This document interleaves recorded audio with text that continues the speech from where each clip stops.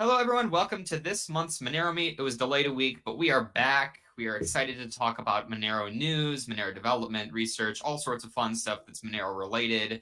As always, this is a discussion, so if you have any questions for anyone on here, leave some messages in YouTube. We'll try to get to them, ask questions as they come up. But yeah, we're just here to talk about what's happened in the last month and what is happening going forward, of course. We can start with quick introductions. My name is Justin. I work for Cake Wallets, and I've been hosting these Monero meets in one way or another for the last several years. We can go down the list. J Winter M. Hey everyone, I'm John J. Winter M. I've been involved with Monero in some ways for a long time, and I'm the CEO of Monero, I guess.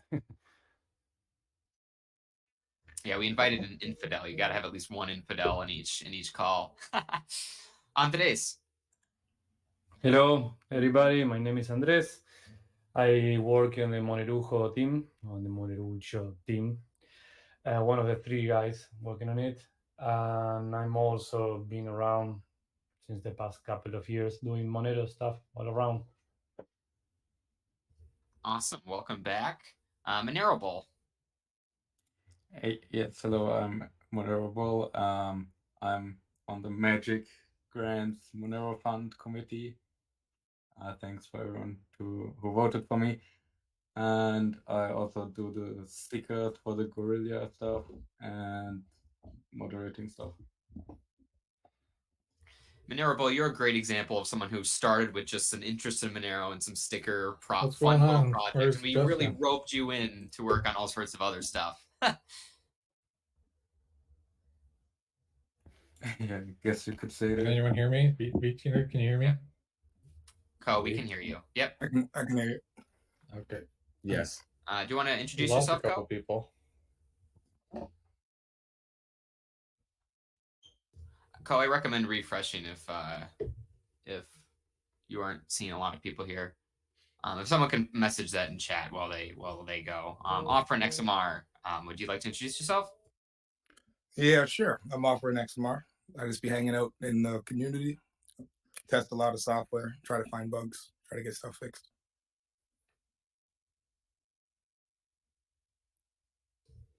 Awesome. And VT Nerd.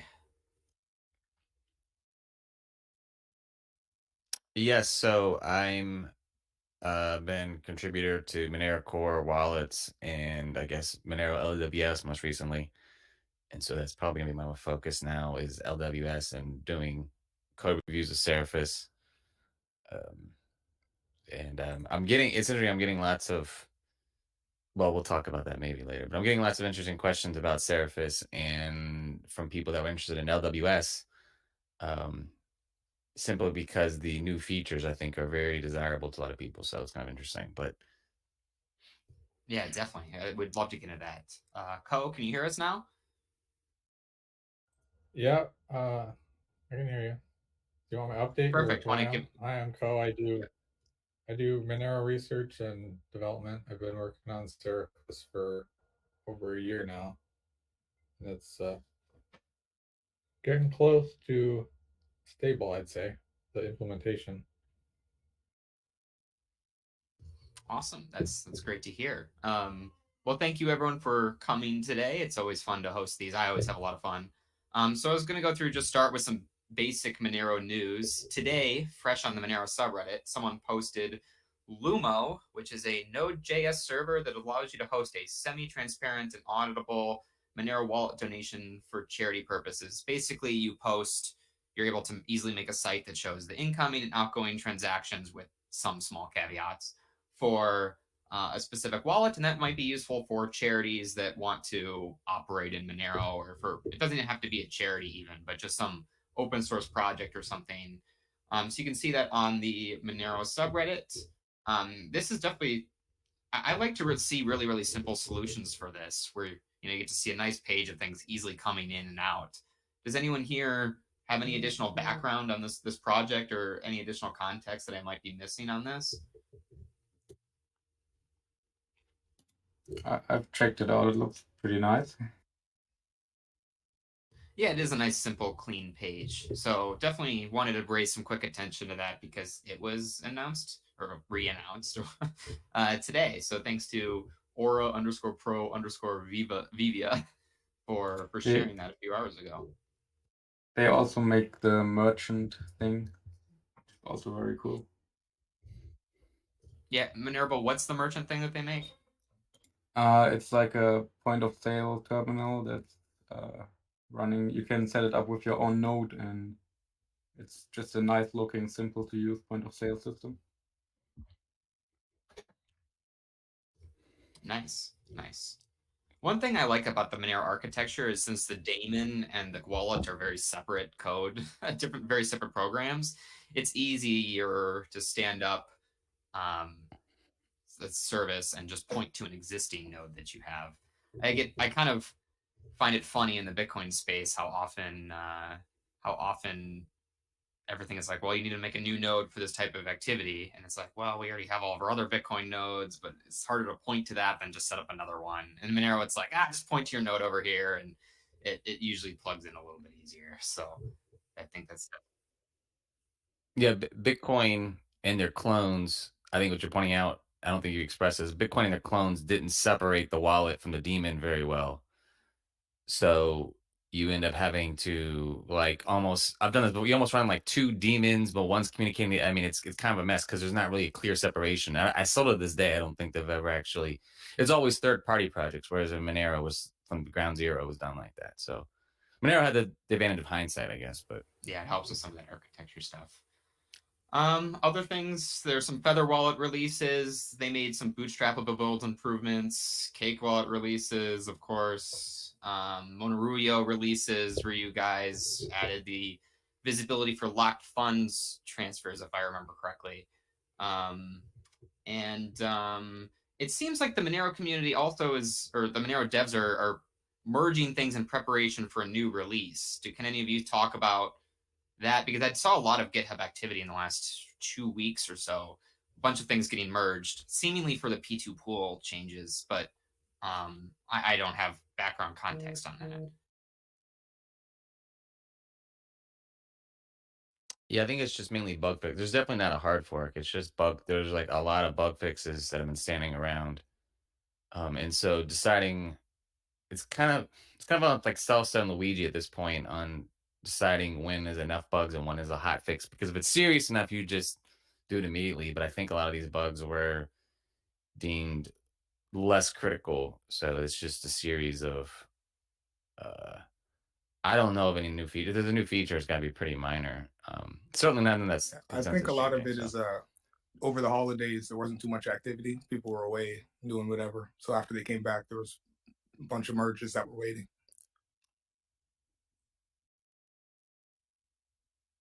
But yeah, that's mainly on Luigi's side because he sort of does it in spurts. Luigi, for those that don't know, is the maintainer that sort of handles the merges mostly. And so he kind of does it in spurts whenever Celsta pokes, I guess, enough. Oh, there's Arctic Mind. Maybe Arctic Mind can comment on all that background. But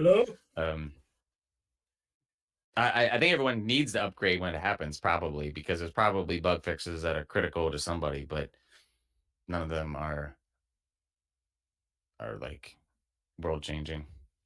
There's definitely some quality of life things. I don't know exactly what the release schedule is here when they plan to get out this point release, but there's some quality of life changes we want to see on the Cake side to better answer by addresses and things. Oh, there's definitely random X performance stuff. Yeah, there's a bunch of performance stuff, DNS stuff. It's like bug fixes and performance upgrades would be the way to phrase it.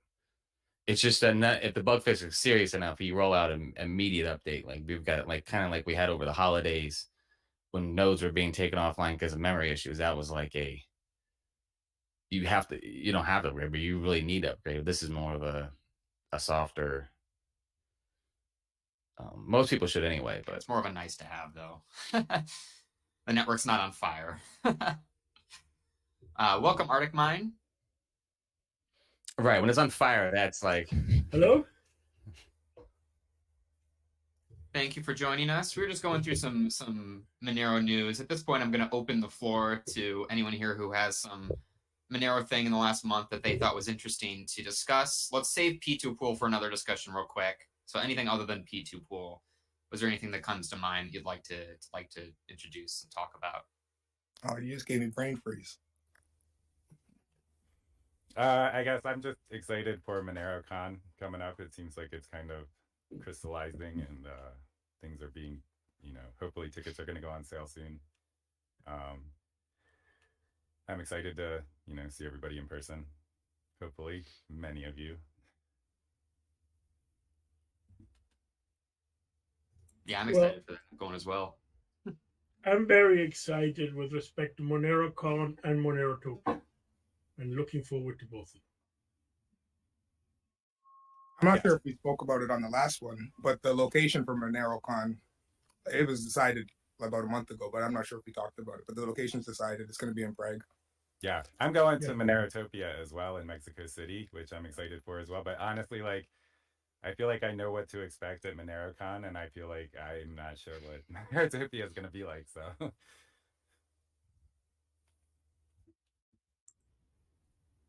You weren't at the Was one in that Miami, were you? Miami?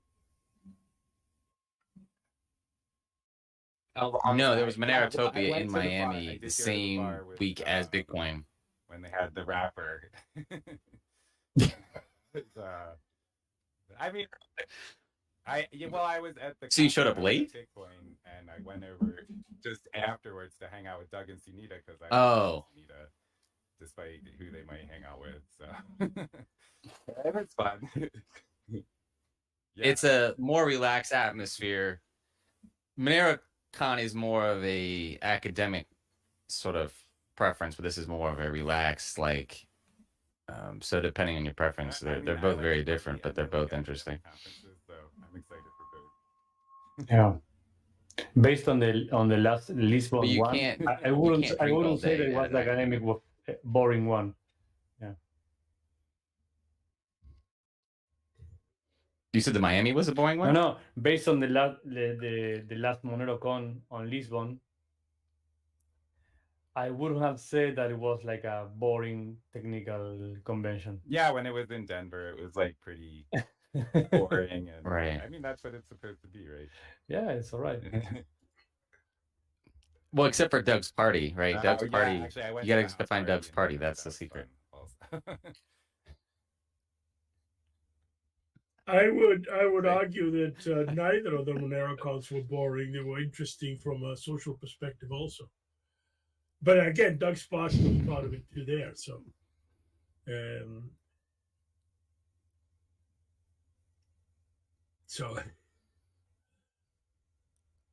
Yeah, I don't think you can have. I think we needed the academic one too, right? Because there's a certain people that wouldn't go to the For one in sure, Miami yeah. and talk I mean, there. I So, think it's important for the, kind of.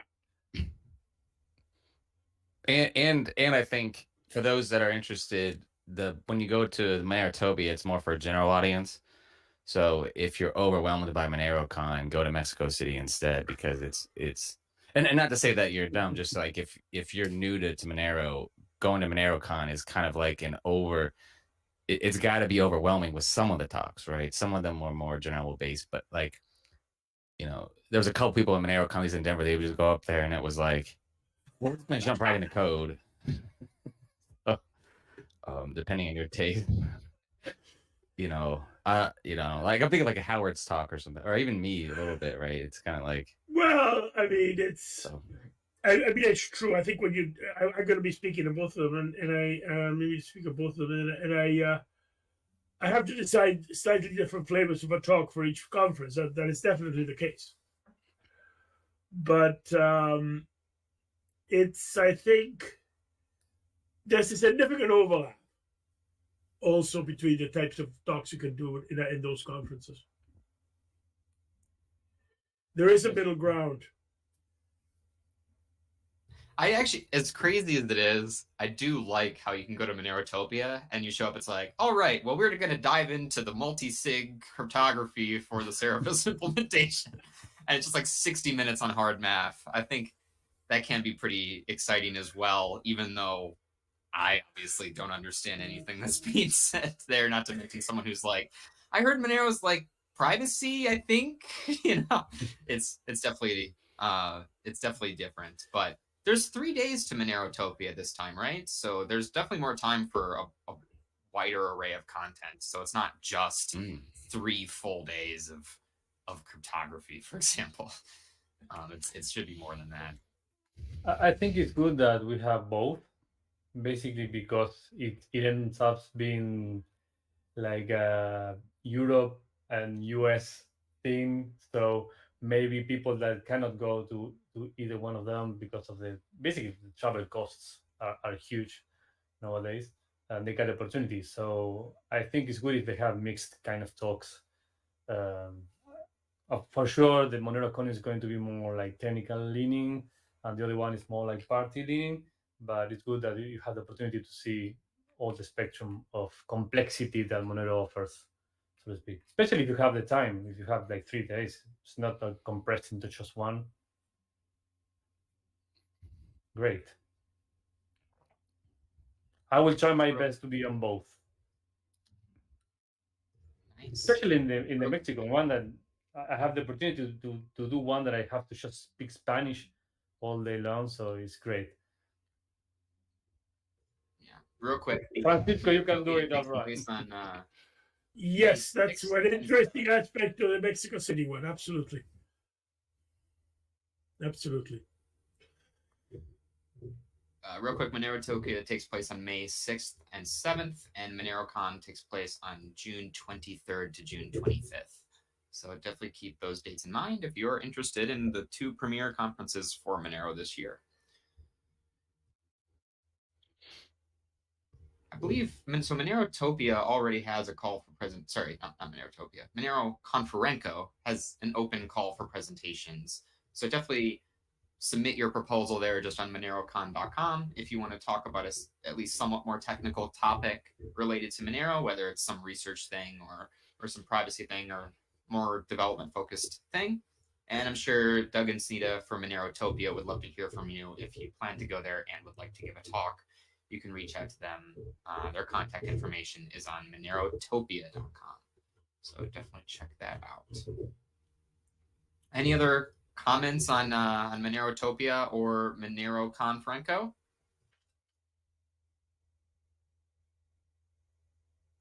Okay, it seems like everyone got that out of their system. Definitely go if you can. It's a lot of fun to meet Monero community members in person, and it's always fun to see what conversations just kind of spur out of nowhere. It's definitely a lot of fun. I want to quickly talk about P2 Pool just because this is something that we did talk about during the last Monero Meet. So there's a discussion during the last one about the potential downsides to P2 Pool as it relates to the sheer amount of outputs that are being generated as small miners get a ton of outputs for themselves. And so I believe it was Sec1 that looked at this in much further detail to implement a upcoming hard fork to the P2 Pool network, not to the Monero network. So if you're running just a normal Monero node and don't use P2 Pool, you're not impacted at all. This is only if you do use P2 Pool. But it does change P2 Pool to change the payout structure so that there are fewer outputs. And this is because Rucknium did an investigation with some hard numbers, presented them during a Monero Research Lab meeting, which said, hey, if P2 Pool has any more than a small share of adoption, it's going to generate a very large portion of Monero outputs. And that's very inefficient, and certainly it's bad for privacy if that continued to happen. So that sparked some further mitigation methods across the board. And they were kind of in 2 camps. One is make P2 Pool more efficient on the protocol level itself, so there's less immediate harm. And the second part was, how can we on the Monero side potentially address some of the limitations in order to mitigate things more on the core wallet implementation side. So Offren, do you Offren or Monero Bull, I think the two of you have kind of been following the situation most closely on the research Rucknium has done in the community discussions there. Can the two of you summarize that, or am I wrong, or have you guys not been following that one closely? Well, I've been following it on my own for a while, but one of the issues is when you are a small miner, you get really, really, really small payouts, like 0.0002 Monero over and over and over again. In order to spend it at all, you end up spending 150. You end up maxing out the transaction. When you max out the transaction at the lowest fee, you take up block space and the blocks don't grow. And you end up with chain spam. That is unintentional chain spam, but it's chain spam just by using it. You know what I mean? So if you're a P2 pool miner and you're spending a lot of those outputs on a regular basis, and even if you're consolidating them by accident, it ends up taking up a third of a block. You also P2Pool degrades the privacy for everyone using Monero because the P2Pool outputs are easily identifiable. So you can just throw them out of a ring sig and that puts down, basically negates the last hard fork at this point where we bump the ring size. Yeah, because we have up to 5. I think we've seen up to 5 P2 pool outputs in the rings, which brings us down to an effective 11 ring size. And then if you add Coinbases and in the consolidations, then you know either this was a consolidation or so it's it's P2 pool is good on the decentralization side, but it's really heavy. That's the biggest problem. And just to quickly go ahead, Monero. Sorry. No, you go to this different topic. Okay, yeah, I was going to continue on P2 pool. I just was going to go through what Rucknium found. So first, he found that currently with P2 pool's adoption rate, about 15% of outputs on the Monero blockchain, at any given point of time, roughly, or for any day, are from P2 pool. And so this reduced the effective ring size by everyone using Monero down to about 12 to 13 decoys, which is what it was before the hard fork, to your point, where it was 11 ring size, so 10 decoys previously. And many small miners will get 14 to 15 payouts per share when they mine only one share, for example, of P2 pool, so it was very inefficient. There's reasons for that inefficiency, but Sec1 went through and reduced the window where any miner can be paid for their work from approximately 6 hours to a cap that occurs every 2 blocks on average, which fluctuates with the actual P2 pool hash rate relative to the main Monero network. So in short, it does make it so people get fewer, larger payouts. This predominantly impacts very small miners who are mining on P2 pool. Large miners won't see really any significant difference because they're already presumably contributing a lot of hash rate. But this certainly isn't solves every potential downside fix, but it does mitigate issues that come from P2 pool caused by small miners in particular. With that, Co, I know there are a lot of discussions that happen in the Monero Research Lab. This kind of re-sparked some of the discussions I kicked off a while ago on separating Coinbase outputs from rings and things. And even though P2 pool definitely helped improve some types of heuristics, I mean, so to give some preference here, or some background here. So P2 pool, Coinbase outputs. These are not outputs from the Coinbase exchange. These are outputs that are generated new from the block reward. So before P2 pool was a thing, only mining pools would ever really spend these outputs, right? In theory, someone could solo mine, but that didn't really happen. So if a user was to send a transaction where a Coinbase output was in the ring, people could usually exclude this as definitely not a real spend in the decoys. P2 pool helped break this a little bit because normal users can now mine and actually get Coinbase outputs and spend them. But that still didn't fix really the problem because they're usually very small amounts, and the way people usually send a bunch of the P2 pool outputs in aggregate can still be fingerprintable.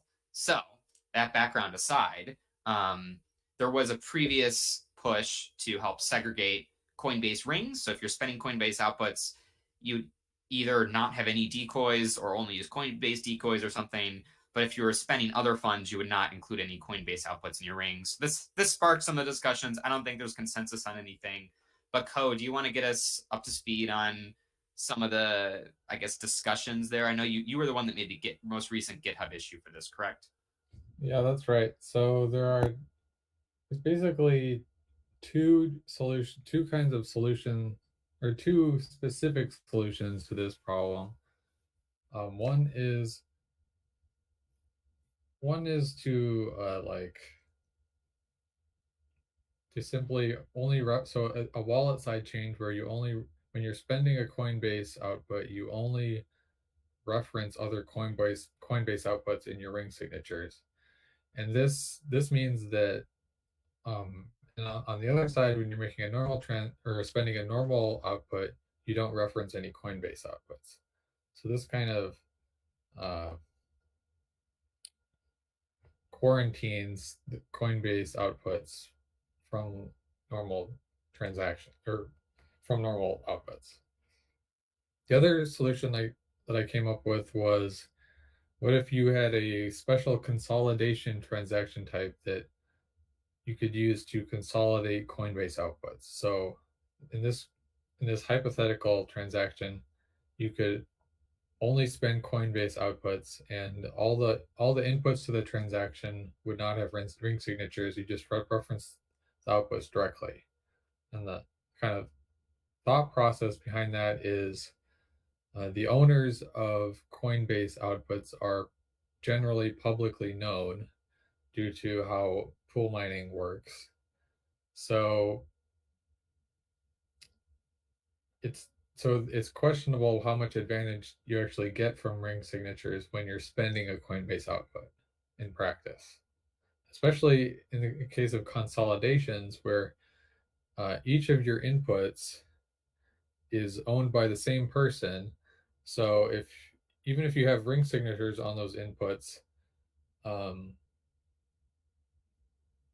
unless there's a set of decoys in those inputs that comes from some other publicly known owner, then you can, like, just by looking at the inputs and identifying that each that there's only one combination that is owned by the same person, then it's obvious who the transaction author is.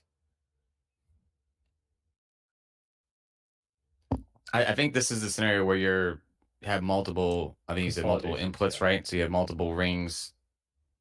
Right, right. That is a very nasty case. Okay. So my thought process on this is like evolved a little bit. This problem is a special case in a more general problem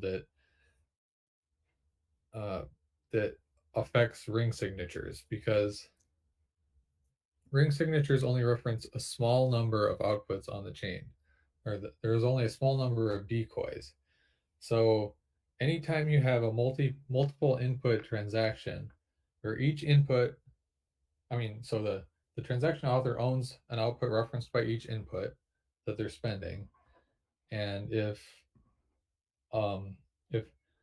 for some reason you can associate those outputs that are being spent together, there's some relationship known to some observer, then there's like very clear probabilistic, like, you can examine the transaction and have a high probability of guessing correctly who the transaction author is, because like the probability that, like, if I spend 5 outputs and the probability that 5 of my owned outputs are going to be referenced by those inputs is very low by random chance. It's not going to happen randomly.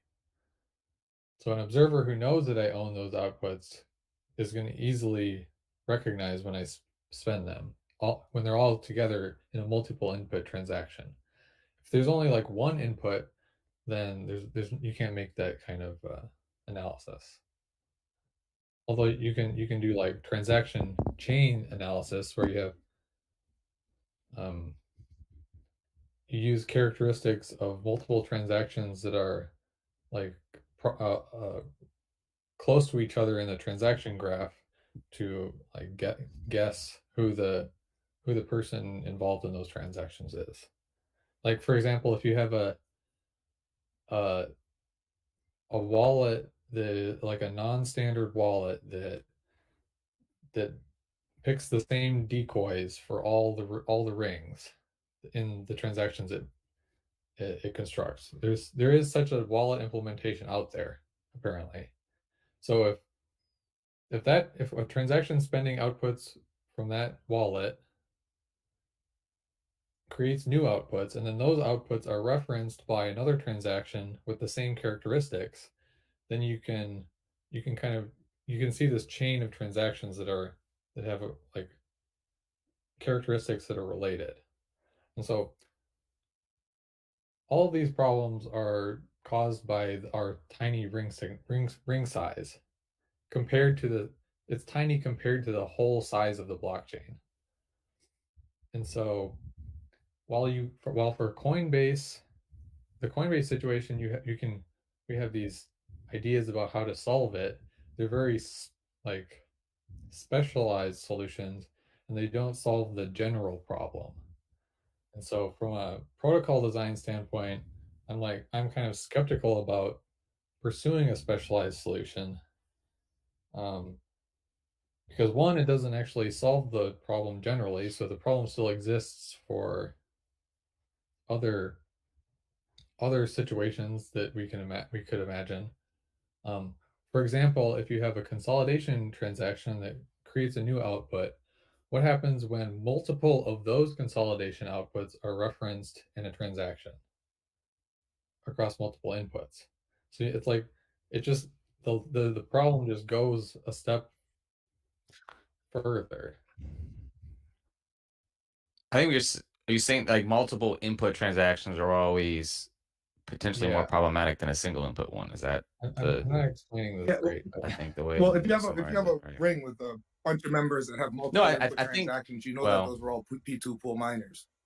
yeah. You know what I mean? You could exclude them, and then you could exclude the Coinbase ones on top, and then you end up with a bunch of rings that might just be ones that were consolidated rings that were just small inputs that weren't economically meaningful transactions. They were just Well, that's the other side of the problem is when you're able to assign meaning to outputs, then you can exclude them from situations where they're unlikely to be actually being spent.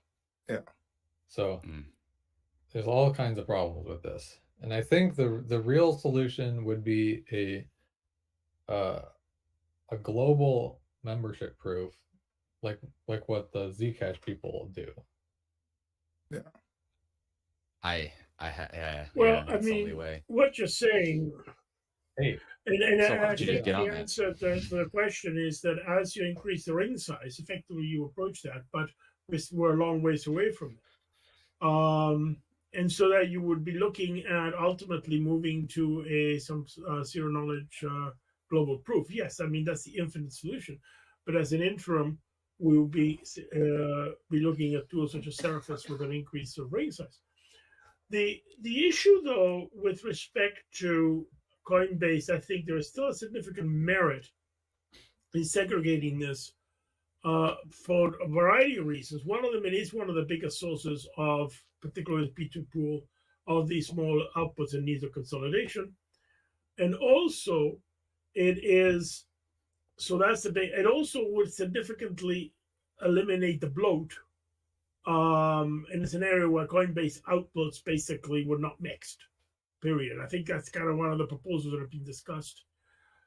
So I would say that, yes, I agree there's a global problem, but I also suggest that mitigating the Coinbase scenario is, in fact, something that is very well doing through segregation, not just on the privacy side, but also on the scaling and bloat size. Now, one of the other problems is if you got these really big transactions, they also tend to be a problem when you're doing your block growth. You're going to have to price them higher. So, and I think the overwhelming majority of this actually comes from these type of small outputs, comes from these Coinbase transactions. So yes, I think there's definitely a global problem, but I still think that the Coinbase P2P problem is going to be the biggest one that we have to deal with.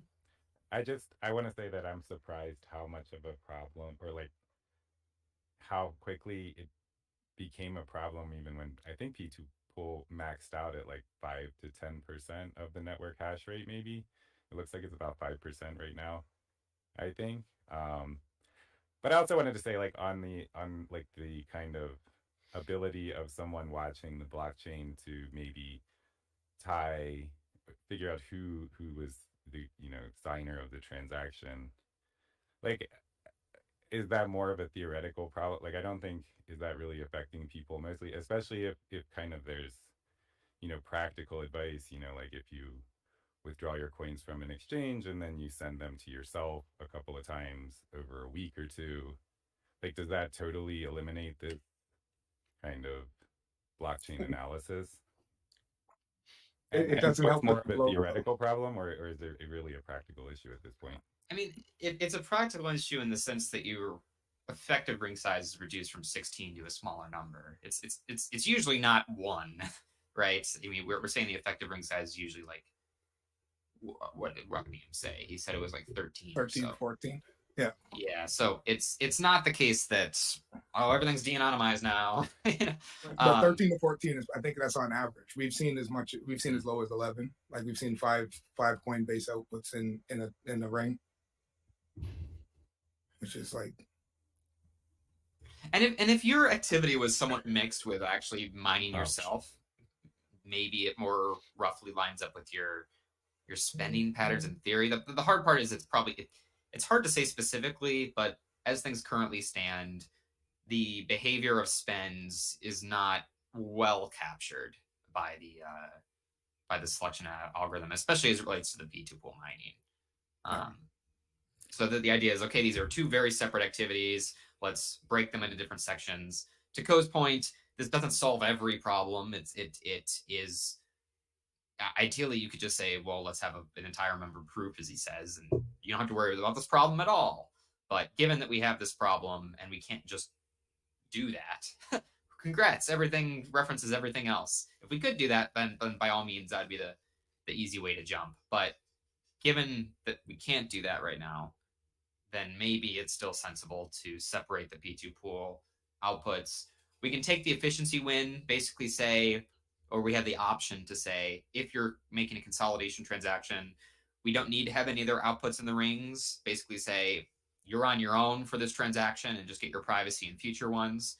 That saves efficiency on the chain at a very minor cost to privacy overall, but certainly still overall improvement to everyone else. So, but like we were saying the last time, or like I was saying the last time, is there's at least one centralized mining pool that has switched their pooling operations to mine directly on P2 pool, and on as far as the blockchain bloat and the Coinbases and stuff, that actually helps us because they're getting bigger payouts and they're holding the payouts and then they're paying their people out in individual transactions. So instead of getting a bunch of 0.0002 payouts, the centralized chain that's mining on P2 pool is getting bigger payouts that they're able to pay people.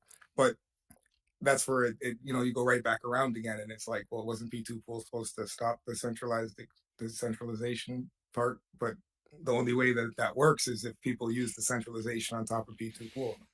So it's a when I look at P2 pool, I look at it like it really only benefits big miners. Well, I would argue that for a pool to do that, actually what it does is it benefits small pools. Because it says that's not necessarily a bad thing. Yeah. But I do think that more than I'm thinking about this question, I do think that we need to be serious looking at the segregation of the Coinbase outputs as an approach. Mainly, I'm more concerned, to be honest, that there's obviously very little privacy associated with these Coinbase transactions, mixing them into the overall mixing.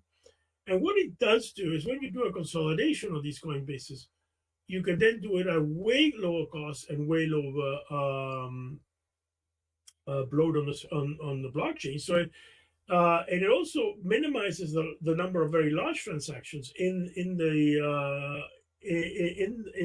blockchain, which can be a problem for scaling actually.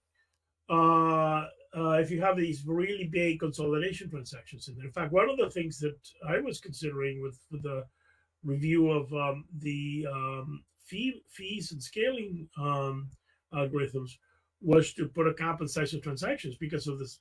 In particular, if you've got a 300,000 megabyte block, and you have 100 megabyte transaction in it, or something like that. That's the kind of stuff. They're awkward to handle from a scaling perspective. So being able to significantly reduce the size of these transactions, which are basically just consolidating large numbers of small outputs from a pool, I think has the advantage of one, efficiency, and the user can always show once they get the output if they're concerned about privacy. You have, in fact, if you do it, I mean, a classic example is if you buy a cup of coffee on Monerotopia, as a way of doing it and do the little tipping on that. But if you do it properly, that is a solution to the privacy, which is way more efficient than trying to apply it when you have like up the number of Coinbase outputs that you're consolidating. So that is where I would suggest is maybe actually a reasonable approach. Now, I must admit, I have not really looked at this in great detail, but that's kind of where my feelings lie on the issue. So I want to jump back a little bit to respond to Jay Winterm. He said, well, what if you manage your outputs well, doesn't this problem go away? And it definitely does go away for people who manage their outputs. Probably to a large extent. I don't know, depending on how you do it, there's probably good or bad. But like the goal of protocol evolution is to reduce the number of special steps you have to take. Like Bitcoin, you can do all kinds of the extra steps to get your level of privacy that you want, but Monero is an improvement because there's less steps you have to take, and so on. Sure. As far as the Coinbase stuff goes, I think that, like, from a protocol design philosophy point of view, responding to a use case for Monero with a protocol change seems like the wrong way to go, because if you're always responding to some problem introduced by a user, then you're basically setting a strong precedent for that in the future. Any new use case that isn't approved by the core team needs to be responded to in some sense. From the other way to look at this is that problems introduced by users highlight flaws in the core protocol. In this case, it's highlighting the problem of anonymity set size. So we should in my opinion, we should focus on the highlighted issue rather than responding to the specific issue.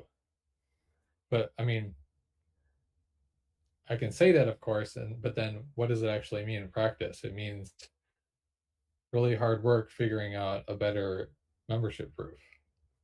So yeah. There are definitely trade-offs to this philosophy. No, I agree. Like, you know, you got to stop the bleeding, but at the same time, you got to stop the cause of the bleeding. I mean, I agree with it with a protocol recycle. So you don't just simply try to do everything on consensus. And I definitely do see a very strong merit in that. In fact, I'm of the opinion for a lot of stuff, we should be moving away from consensus. And there are things that we can move away from consensus, particularly when it comes to things like wallet issues, things such as output choices and so on. But the issue here is a bit different because we're dealing with something that's intrinsic in the protocol in the first place, in the fact that is the unique case of the Coinbase output. So it's not just a response to a problem. Maybe another way to look at it is that the problem was there. It just became apparent because of certain changes that were done, particularly P2 pool. But we are dealing essentially with an intrinsic issue regarding Coinbase outputs, as opposed to just a sort of a reaction to a use case we don't agree with. Namely, how do we treat them? Is there a better way to treat them? And in that case, that may be appropriate. I mean, generally, I would agree with Koi's position that you don't want to be turning to consensus at every turn, and that is, in fact, is a very dangerous precedent. I do agree with that. But I also think it has to be tempered by understanding what we're dealing is not just user behavior it is actually an element in the protocol itself, which is the actual nature of the Coinbase outputs.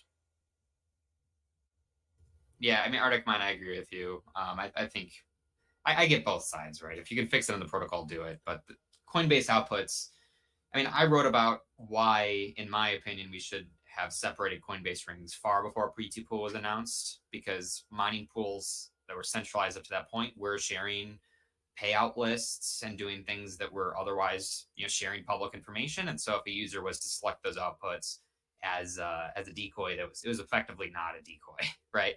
And it's easy to say too, and I also still agree with Cohen saying this, that, well, that's kind of a reaction to user behavior that's not necessarily given to occur. The protocol needs to think bigger than that. I definitely agree. It's just mining is an intrinsic part of the Monero protocol as well, and Coinbase outputs are going to be there. So mitigating the harm to them in practice has usefulness in practice as well. But as it relates to Co's work on Seraphis, certainly, hopefully, we're able to mitigate these problems to the point where specialized solutions aren't necessary or can be avoided because they're otherwise mitigated or addressed to a far significant extent elsewhere. Things like that. So, are there any other comments on P2 Pool at the moment? I think at this point we're kind of all. It seems like we're all kind of in agreement here, where it's like, yeah, it'd be good if we could do something about this. We're not entirely sure. Hopefully, we can solve this on a protocol level. But if that's not a representation of your opinion, definitely speak up. Well, to name a positive point about P2 Pool, Ragnium posted something last week called "Centralized mining pools are delaying Monero transaction confirmations by 60 seconds." And basically, the mining pools were not updating their block templates regularly. So P2 Pool was the only pool that is in line with what you would expect from confirmation times. And it also meant that P2 Pool was gaining more in transaction fees than centralized pools because they were losing out on potential transactions in their blocks. Which, if I understand correctly, has already had some of the centralized pools responding to the problem. Yeah, many have already updated. So the problem basically has solved itself through the free market in this particular example, if I'm not mistaken. With an approach that be mitigated at least. Yeah, I think Nanopool might be the only one that we're still waiting for. Yeah, it has solved itself in that sense that Ragnium pointed it out and the pools realized they're leaving money on the table. And now the whole network should confirm transactions faster.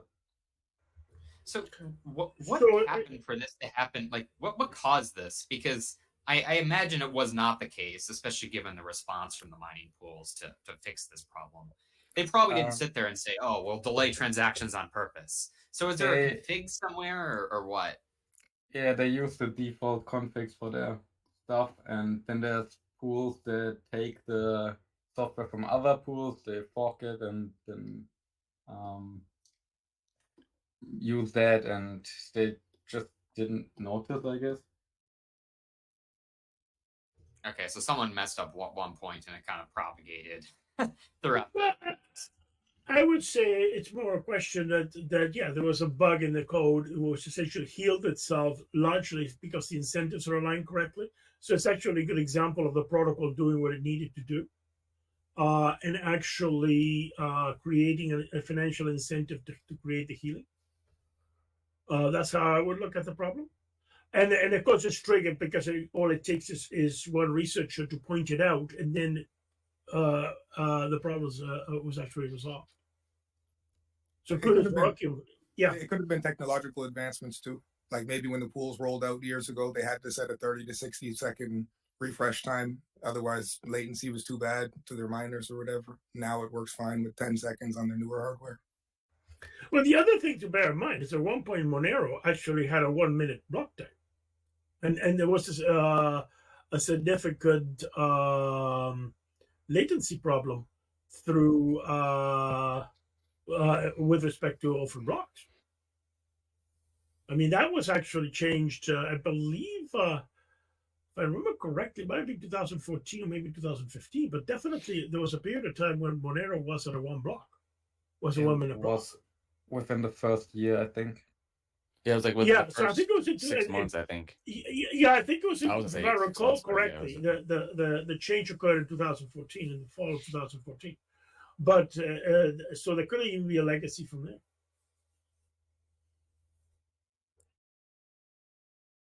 What's Yeah, funny is if you made during that time, if you would have made a locked transaction, it would have taken double the time now because the blocks are because it's using block height for the unlock.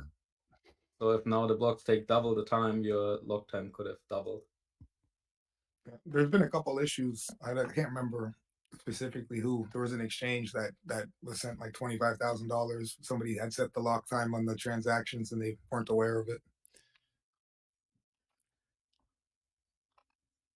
Yeah, they now have to wait 4 years for their 100 Monero to unlock. Yeah. Yeah, It could Code have been- just sent a message. It looks like this was fixed in Monero or changed for the block time in ODAT 9.3 in 2016. Was that when it was actually done? When the change occurred? In 2016? Yes, the V2 hard fork that I think it introduced Ring CT. Yeah, I don't remember. I do remember this being changed when I was part of the Monero community, so I don't.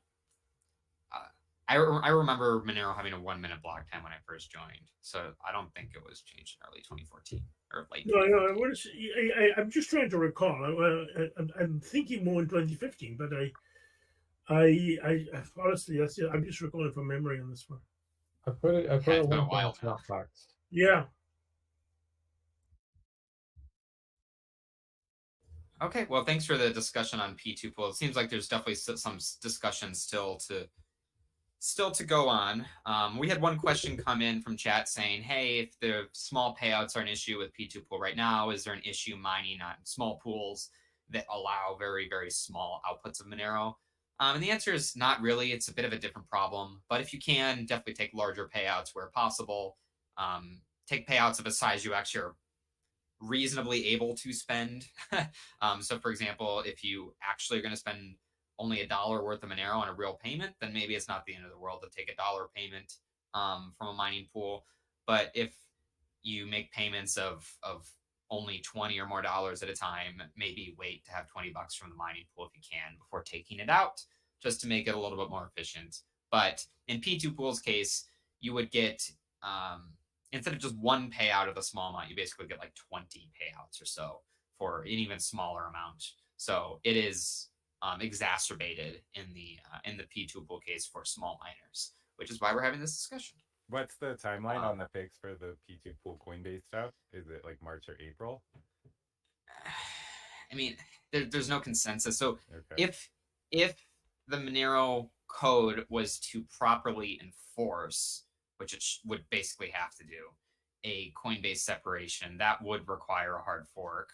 And actually, in order to enforce it, and to get the advantages, because if you're able to say, for example, consolidation transactions don't need any rings of any size, that requires a consensus change, because now we're allowing no rings, basically, which definitely would not be permitted currently. So you would need consensus that this is a big enough problem to need to address now.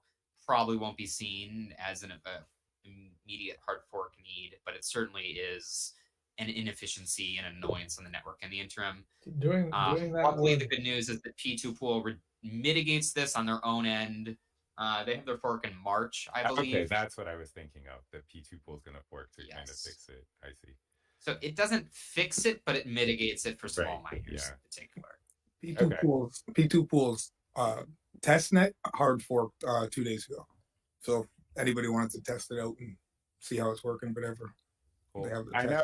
I mean, Monero definitely has much more of a hobbyist miner culture than Bitcoin for sure. But I mean, P2 pool is never. It's a very old idea and it's never really caught on. So hopefully, I guess set one can fix his shit and can get the percentage back up. Because I mean, 5% is like good, but is it really significant? Jeez. If it's at 5%, I mean, it's nice, but I think like the target's got to be getting it over to like in the double digits at least, like well into double digits, right? Well, the good thing about P2 Pool is there's a lot of organic miners on there, but there's also a couple really, really big miners on there that make up the majority of the percentage.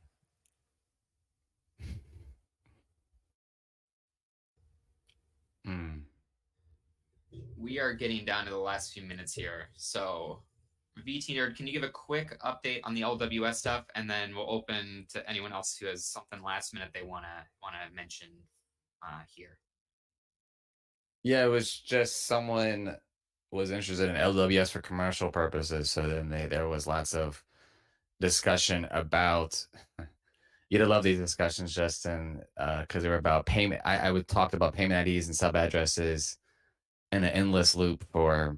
I lost track of how many hours in Slack. I think the confusing part I've noticed that Surface will sort of mitigate is that there's a confusion on why sub addresses exist at all when there's, or why payment IDs exist. Now there's just sub addresses, and LWS doesn't support sub addresses, and then sort of adding that is actually more complicated. Especially given that Seraphis is going to come around, and it's sort of like, well, I have to talk with Co how long that's going to take, because integrating this new feature just to punt it for Seraphis is kind of interesting.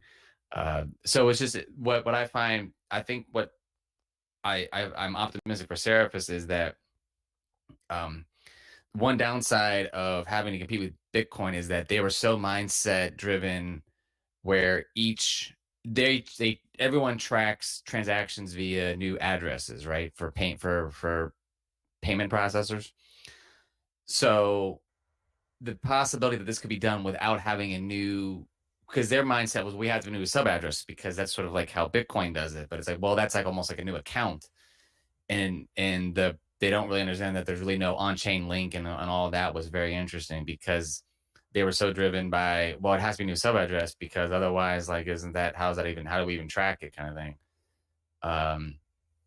So the wrangling all that in Surface will be much appreciated, especially since the memory overhead and the way that it gets integrated was done pretty well.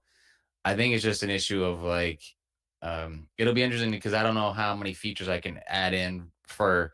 Now that we know the Surface is going to go in there, it looks like how many features we even add in for sub addresses if we're just going to punt all that anyway. But the good news is there's interest in it, and they're helping me determine whatever in the world they need for their side, right? So, which is a whole bag of worms, I guess. But unfortunately, the payment ID and sub addresses never turned its nasty head again, and they were sort of confused by all that. And integrated addresses. That was like really confusing. I'm trying to describe that one too. And that was another fun one. Yeah, I'm just waiting. Not really much to update other than I think Seraphis will alleviate some of the confusion, but I think the thing we're going to struggle with the Monero community, as usual, is that Monero and a couple of these other privacy projects do things so differently than Bitcoin style chains that it's like they're just like, well, what do you mean you don't need a new address? That's how you track things. It's like, well, that's not how we track. Or what do you mean there's still privacy with this, right? Because that was another point of confusion. They were like, well, there's no privacy with it because you're reusing it. I'm like, well, and then describing like the nuance of, well, if you're reusing primary addresses between different aliases, if you have a new alias, and so this, I mean, it was like 3 hours lost of just describing to them why you would use a sub address, because they were like, well, I don't even see why you would use a sub address. And it's like, well, you create a new alias, and then so it's sort of like, I don't even know how. We'll have to figure out how to explain this a little bit better, because I noticed that I lost I don't know how many hours of just re-explaining sub addresses to these, and they weren't dumb engineers. It was just sort of like the subtleties of what Monero was even trying to do there with sub addresses was somewhat confusing, I think, to people.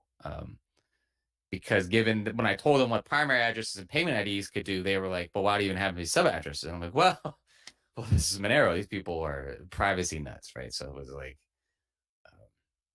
whereas like all their other projects they're dealing with don't even care Yeah, about I mean, privacy it's much really at a all, really. So testament to people who really care about privacy with how popular Monero is, because it's so hard to use that it's like if you use Monero, you're really dedicated to Monero.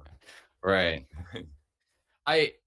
I'm hoping that with the Seraphis change we'll get better libraries and we'll make a better push for that. I do think the only uphill battle is that it's changing the mindset, or no mindset. They're like even the engineers are so stuck in what Bitcoin is doing that is literally just like what do you mean this doesn't even, like, because they're trying to relate it to what they know with Bitcoin, and I'm trying to tell them like, well, no, a sub address is like a new XPub address, and they're like, okay, we don't, because some of them just deal with one XPub and then they create all these. If you know what Bitcoin, you know exactly what I'm talking about. Because Bitcoin also has this concept of sub addresses. It's just that each sub address then has its own unique address they have to generate, whereas Monero, it's all done instead of interactively, it's done non-interactively. But sort of like describing that to people was like really confusing, and how it's maybe I need to focus on that one is interactive, one's non-interactive. Right. And Monero has massive advantages, but the downside being the blockchain size, but the massive advantages of that, you don't. Yeah. So I don't know. I guess I was just surprised that I thought other programmers would sort of get the concepts, because they seem to be pretty well adjusted in understanding how Bitcoin worked. It was just, none of them had any Monero experience. They're just sort of like, well, our boss said we need Monero.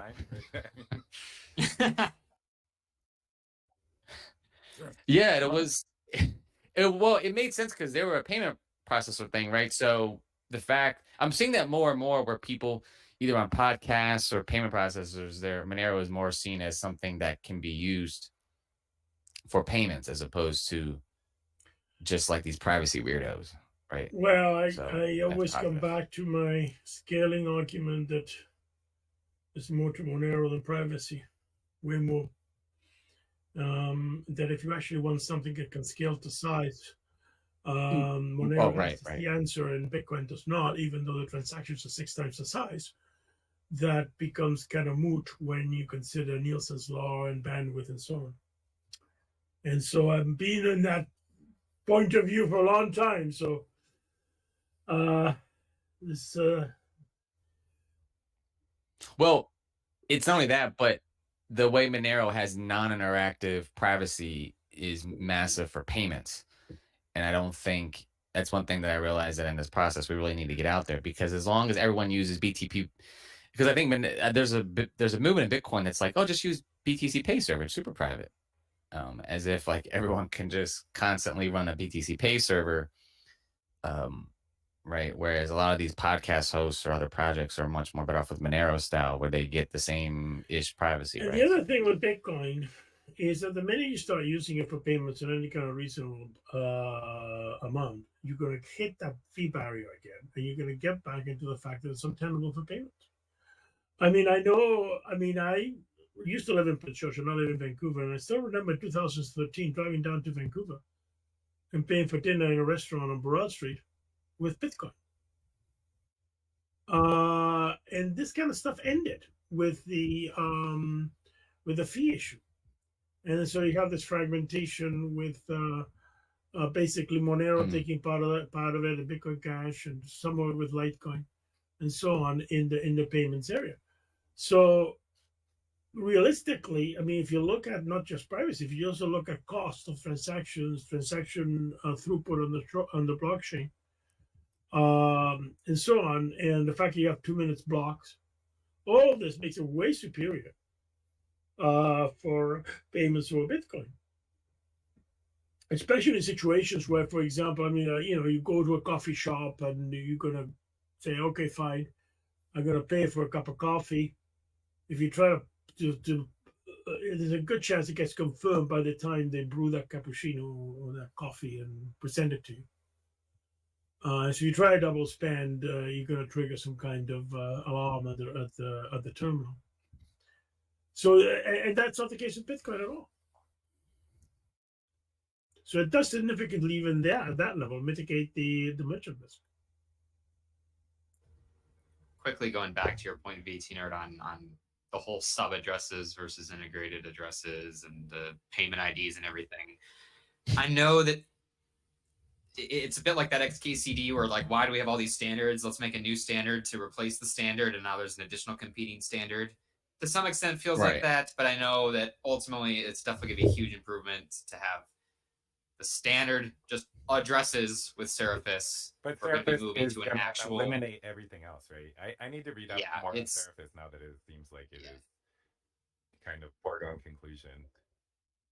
Well, the big problem that payment processors have that Seraphis solves that Bitcoin doesn't solve is the look ahead issue. So like if you have a gap in the addresses you generate, the wallet sometimes can screw up and not look far enough ahead and generate. So that's something Seraphis will not have. So this is something that because they had asked me about this, and I'm like, well, you're gonna have that problem with sub addresses if you use them, and so how because then they then have to then address. So for those that don't know, it's based on you have to pre-generate addresses and then look for them on chain. And so the issue is if you've got, say, you generate 200 in advance and you don't use the first 199, when you go back in the wallet, sometimes they don't realize that you generated that many that far and ahead in advance. And so this comes up with Bitcoin and BT Pay server with XPub usage, and it comes up in Monero occasionally, right? People have actually posted bug issues where they don't even see their transactions, sub addresses. So one issue with sub addresses is quite literally you don't even see transactions in certain rare circumstances. So this is another reason why I was like, I should have explained earlier why Seraphis solves a lot of these issues, because it does these unique accounts in a way that doesn't have to worry about that anymore. You don't have to have the memory overhead, and you don't have to worry about So what missing Seraphis does, stuff. or what Jamtis does, is it records Jamtis. the index of the address in the transaction in an encrypted form.